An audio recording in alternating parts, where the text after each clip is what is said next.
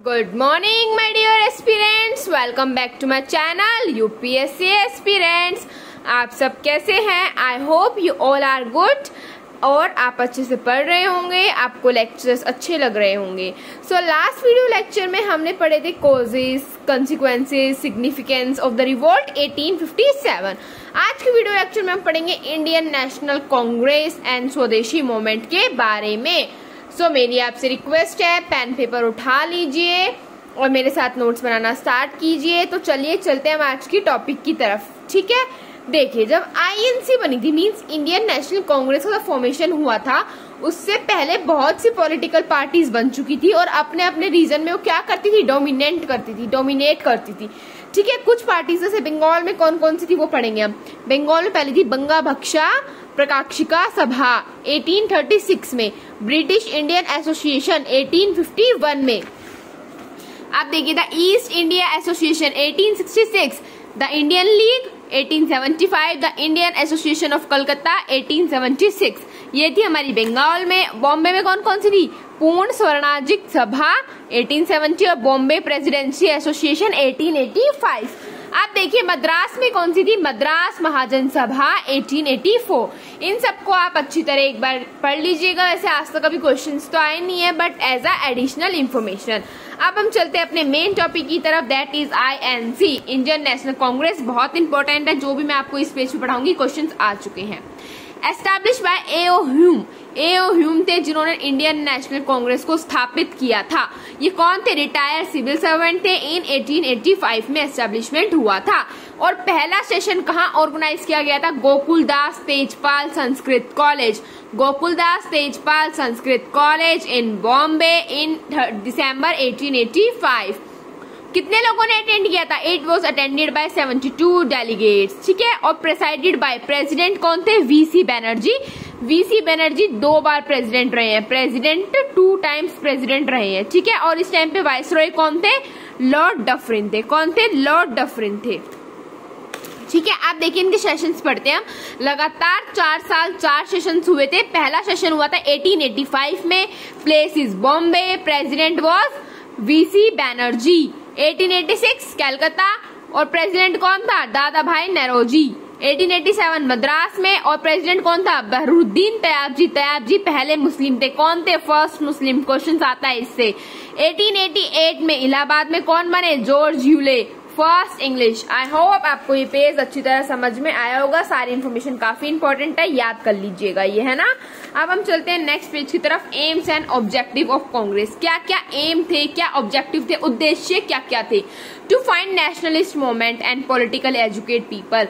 Nationalist movement को find out करना और क्या करना? लोगों को पॉलिटिकली एजुकेट करना, उनको पॉलिटिकल राइट्स के बारे में बताना।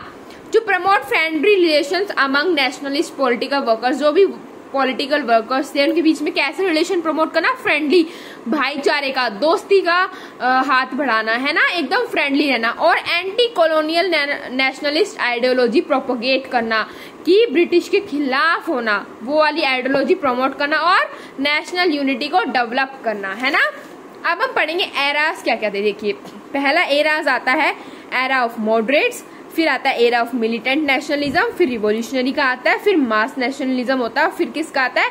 Era of freedom and partition, ठीक है। तो एक बार आप ही पढ़ लीजिएगा। चलिए अब हम पहले पढ़ते हैं मॉडरेट्स के बारे में। मॉडरेट्स का जो एरा था वो था 1885 से 1905 तक। इसमें क्या था? The activities of them involve ambit of constitution agitation with in the law. Moderates were of view that British wanted to be just to Indians but not aware of the ground condition within Indians। मतलब उनका ये कहना था कि British भी चाहते हैं कि वो क्या रहे एज ए इंडियंस रहे, बट उनको हमारी ग्राउंड कंडीशंस नहीं पता, उनको हमारी प्रॉब्लम्स नहीं पता कि इंडिया के अंदर क्या प्रॉब्लम चल रही है। बाकी ब्रिटिश हमारे हित में ही सोचते हैं, मतलब हमारे फेवर में ही सारी बात करते हैं। मॉडरेट्स को ये लगता था। According to them, if demands are presented to the government through petitions, government will concede to demand gradually. उनके अकॉर्डिंग क्या था? अगर तुम डिमांड रखोगे अपनी कोई भी जाके गवर्नमेंट पे थ्रू पेटिशंस, फाइल्स के थ्रू, पेटिशंस के थ्रू, वो आपकी डिमांड मानेंगे, बट ग्रेजुअली, धीरे धीरे। They created public opinion to arouse consciousness and unite people on common political question। उन्होंने क्या करना स्टार्ट कर दिया? पीपल को यूनाइट करना स्टार्ट कर दिया, ठीक है। कौन से क्वेश्चंस पे? कॉमन पॉलिटिकल क्वेश्चंस जो होते थे। फिर moderates persuaded British government to introduce reform in India. अब मॉडरेट ने क्या बोला कि जो ब्रिटिश गवर्नमेंट है वो कुछ नया वो रिफॉर्म ला रही है इंडिया के अंदर, और उनके अकॉर्डिंग क्या था, time was not right for directly challenging the authority. According to them time was not right for direct challenging the authority. उनके अकॉर्डिंग जो टाइम था वो अभी सही नहीं था कि जाके उनको सीधा चैलेंज कर दो। और मॉडरेट्स की मेन डिमांड क्या थी, मॉडरेट्स के मेन डिमांड्स थी रिडक्शन इन लैंड रिवेन्यू की रिडक्शन करो, कम करो, सोल टैक्स को हटा दो, सोल टैक्स को हटा दो, और improvement in condition of plantation labour, जो भी हमारी प्लांटेशन लेबर्स है उनकी कंडीशंस में इम्प्रूवमेंट लाओ, सुधार लाओ, मिलिट्री एक्सपेंडिचर्स को कम करो, और गवर्नमेंट किस में हेल्प करेगी, मॉडर्न इंडस्ट्रीज को सेटअप करने में गवर्नमेंट हेल्प करेगी। ये थे मॉडरेट्स के व्यूज, और ये चाहते थे वो उनकी डिमांड्स में ये पूरी हो। अब हम पढ़ते हैं इंपॉर्टेंट लीडर कौन थे। देखिए इंपॉर्टेंट लीडर जो हम इसमें पढ़ेंगे दादा भाई नारोजी के बारे में। ये वाला जितना भी आपका पूरा हाफ पेज है बहुत क्रूशियल है, बहुत ज्यादा इंपॉर्टेंट इंफॉर्मेशन है, तो अच्छी तरह नोट कीजिएगा और अच्छी तरह इनको याद कीजिएगा। देखिए पहली बात, दादा भाई नरोजी जो थे वो मोस्ट इंपॉर्टेंट लीडर थे, बहुत महत्वपूर्ण थे, ठीक है। और कौन कौन से लीडर थे, जैसे कि मेहता थे, D.E. वर्चा थे, बनर्जी थे, S.N. बनर्जी थे, पर इनमें सबसे ज्यादा इंपॉर्टेंट कौन था, दादा भाई नरोजी, इसलिए हम इनके बारे में इंपॉर्टेंट पढ़ेंगे। First Parsi president of INC, ये क्या रहे हैं, पहले पारसी प्रेसिडेंट रहे हैं, किसके, इंडियन नेशनल कांग्रेस के, है ना।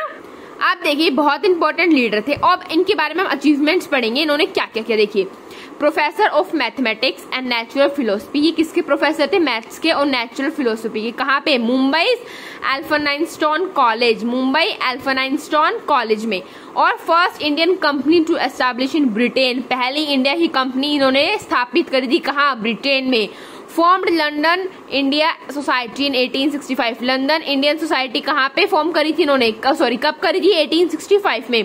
फाउंडेड ईस्ट इंडिया एसोसिएशन, इन्होंने ईस्ट इंडिया एसोसिएशन को फाउंड किया था, ठीक है, 1867 में। First organization with members from Indian province, और पहली ऑर्गेनाइजेशन किनके साथ हुई थी, जो मेंबर्स थे कहाँ के, इंडिया के जो थे। First Asian to become British member of parliament, ये पहले ऐसे एशियन थे जो क्या बने थे, ब्रिटिश MP बने थे, ठीक है। और ये बहुत इंपॉर्टेंट बुक है, ये एक इनका टाइटल और बुक तो बहुत ही बार पूछे गए हैं। He wrote poverty and un British rule in India, very very important, अच्छी तरह याद कर लेना। कौन सी बुक लिखी थी, poverty and un British rule in India. और इनको हम क्या बोलते हैं, considered as, called as, known as grand old man of India and official ambassador, ठीक है, grand old man of India बोलते हैं। और क्या बोलते हैं, ऑफिशियल एम्बेसडर बोलते हैं। ये पेज काफी इंपॉर्टेंट है, फिर बोल रही हूँ, अच्छी तरह याद कर लीजिएगा, प्रॉपर नोट्स बनाइएगा, ठीक है। अब देखते हैं हम जो और डिमांड्स थी वो क्या क्या थी मॉडरेट्स की।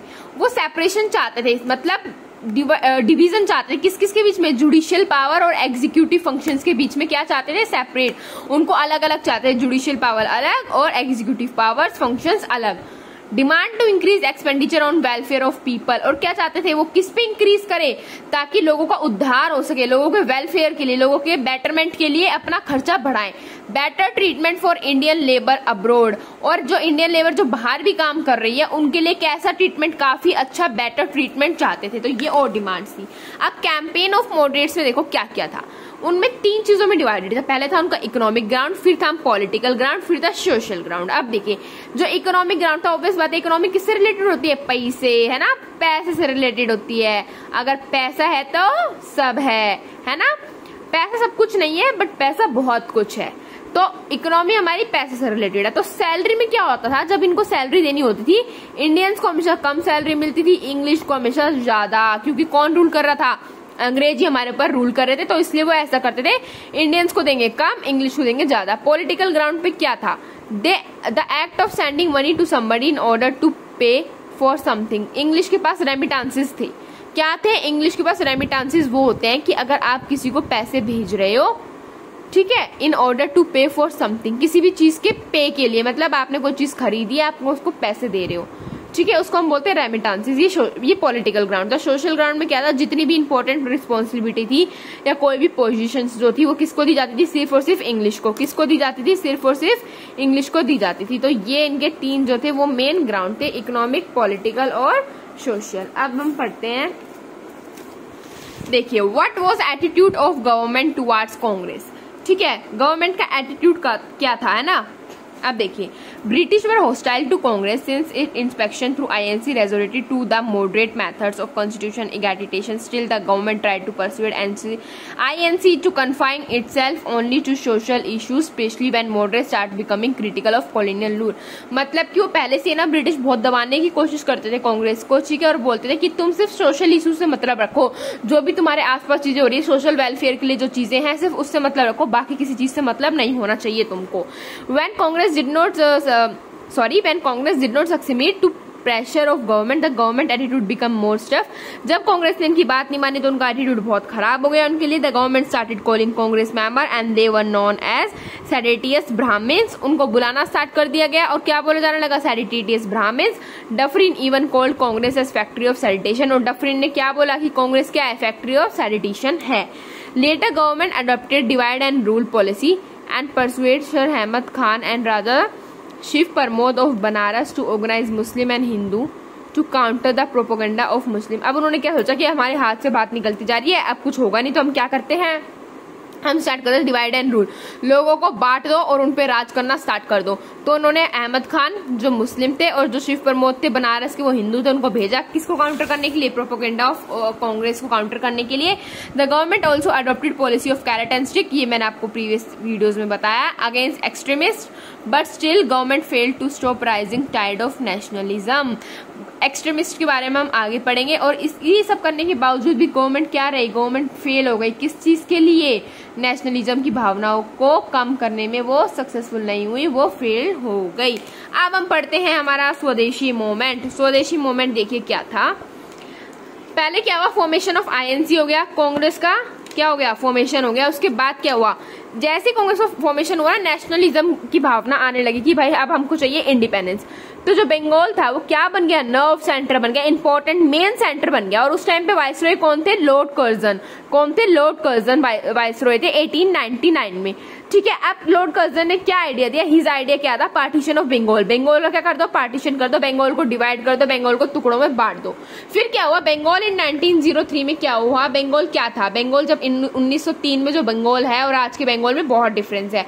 उस टाइम में वेस्ट बंगाल, बांग्लादेश, बिहार, उड़ीसा, असम, इन सबको मिला के बनता था बंगाल, ठीक है। अब जो वेस्ट बंगाल था वहां पे हिंदू मेजोरिटी रहती थी और ईस्ट में मुस्लिम, वेस्ट हिंदू, ईस्ट मुस्लिम।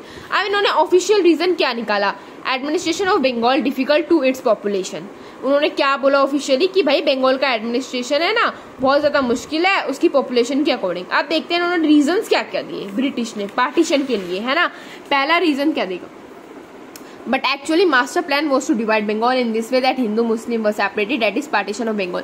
और उनका मास्टर प्लान क्या था कि हम इनको ऐसे डिवाइड करेंगे कि हिंदू मुस्लिम अलग हो जाए और बंगाल का पार्टीशन हो जाएगा, ठीक है। और उन्होंने किस बेसिस पे किया था कि भाई इसका एडमिनिस्ट्रेशन बेकार है, पॉपुलेशन ज्यादा है, ये लोग अच्छी तरह लोगों को गवर्न नहीं कर पा रहे, ये बेसिस पे वो पार्टीशन करना चाहते थे। और वाइसरॉय कौन थे, लॉर्ड कर्जन थे। इससे क्वेश्चन आ चुके हैं, मैं बार बार बोल रही हूँ इसलिए आप ध्यान से पढ़िए। Protest started as people came to know their plans. जैसे लोगों को पता चला ना कि अच्छा इनका ये प्लान है हमको अलग करने का, प्रोटेस्ट हड़ताल स्टार्ट हो गई।